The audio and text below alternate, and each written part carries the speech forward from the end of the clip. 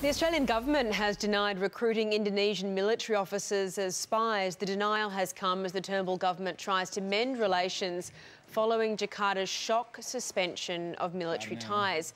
The suspension was prompted by material at a Perth Special Forces base, which Indonesia considered offensive. A report on that Perth incident is due to be released shortly. Well, for a spin-free perspective, let's check in with former Victorian Premier Jeff Kennett in Melbourne and in Sydney political strategist Bruce Hawker. Gentlemen, welcome to both of you this morning. Indonesia appears to have backed down now, saying the suspension only applies to language training. But, Jeff, in the first place, why is Indonesia being so precious about this? Well, we have a very good relationship with Indonesia. We've been very generous with our aid when they've needed it. We have building relationships with them. I think this is probably an individual who has taken an offence, and therefore this is blown up in the media as a major confrontation. It is not. It will be resolved quickly, and I don't think in any way it puts our relationship with Indonesia at risk. It can't afford to. Indonesia is the closest partner we have to us, with about 230 million people, so we need to work very closely with them. So I see this as a drop in the ocean, and I expect it will be resolved by the end of today. But, Jeff, it wasn't just a blow-up in the media. We had the Indonesian Defence Chief, this general who doesn't seem to have a great fondness for Australia, cutting all military ties for 24 hours. No, that's what he said. I think yeah, I know what he said, but I think you'll find this is based on one individual's interpretation of something that was said, and we're finding out more in terms of what he has said previously or other issues that have been said. I don't take this as a serious occurrence at all, and I think you'll find the leaders of Indonesia will very quickly recognise that this is but a storm in a teacup. What do you think about this, Bruce? It seems to be an international loss of face more than anything else here, but it did take almost 3 months for our Defence Department to swing into action, or perhaps that's how long it took for this issue to come into the public spotlight. Yeah, we don't really know the history of it in those intervening 3 months, so we can't really speculate too much about that, Eddie, but I think Jeff's essentially right about this. It's something where I think an individual in the Indonesian military has taken exception now, and I think the president was somewhat blindsided by it, according to one report that I read. So I think now it's being cooled down somewhat, and we'll see a resumption of relationships in the very near future. Let's move back home now, and the federal opposition is demanding an investigation to Centerlink's debt clawback. Now, computer-generated letters have been sent to almost 170,000 welfare recipients over the Christmas break, demanding they justify payments they've received. But many have received mistakenly oversized debts, it seems. Bruce, should this Centerlink debt recovery system be shut down until it's sorted? That's certainly what the opposition's calling for. Yeah, I'm not sure that I'll be shutting it down, but I think they're going to have a good hard look at it to make sure that people who have been paid properly aren't receiving these letters.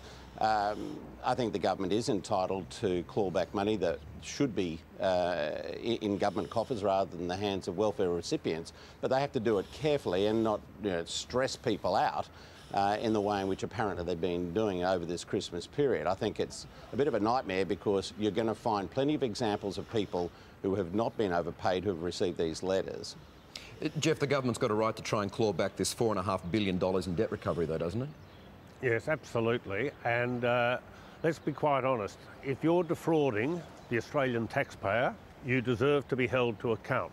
Now, if in sending out these letters there are some where the amounts are either totally incorrect or partially, then those people who have received those letters are entitled to challenge the amounts that are sought to be reclaimed. And the government has got to move very, very quickly in each and every one of those cases to be able to prove their case or otherwise.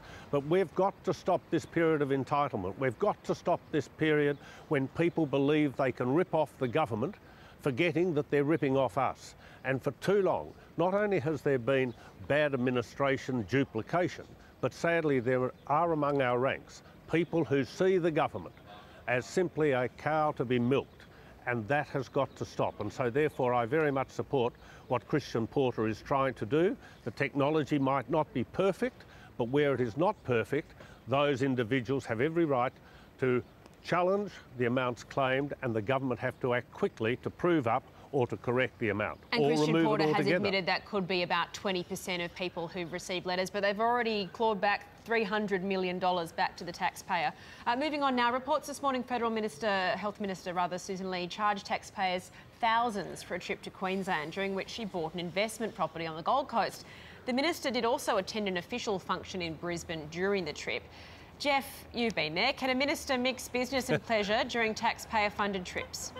Well, the answer is obviously yes. I mean, we get called out as politicians all around the country. I mean, I go into the country here in Victoria when I was Premier, and I'd stop and then I'd talk to the community, I'd go and have a coffee, I'd look around, and so therefore you do have time gaps, etc. A taxpayer-funded coffee, Jeff? Well, no, I paid out of my own pocket, please. But I'm just making the point. Sussan Ley went up there to do an official event. She did that in her own time for government purposes. What she did after that, I don't know. But she's entitled, as an individual, if she's got downtime, to use that downtime to her own advantage. For goodness sake, I mean, Bruce, hang on a minute. Sorry, Jeff. But come Bruce, on, Michael. I mean, come on. Look, I mean, she's chartered one of the government jets. It's cost more than $10,000. She made the excuse that this was official business and she had to use that jet. Then she popped out and bought an investment flat. Bruce, doesn't she have to pay some money back? Well, she has to explain most certainly whether any government money was spent in transporting her down to the Gold Coast from Brisbane, where the official function was being held. If she can't explain that, then I think she has got a bit of explaining to do. And I think it also goes to this cynicism that the Australian electorate's got now about politicians being seen to, benefiting from their positions. Now, whether she did or we didn't, we don't know, but it doesn't look good. It looks like, Jeff's talking about entitlement amongst welfare recipients. Well, a sense of entitlement amongst politicians is also something that the public does not take kindly to. Yeah, maybe send a few letters out to the politicians as well. Jeff? Something to add? Can I just agree with Bruce on that? Look, it is about perceptions, and Bruce is absolutely right.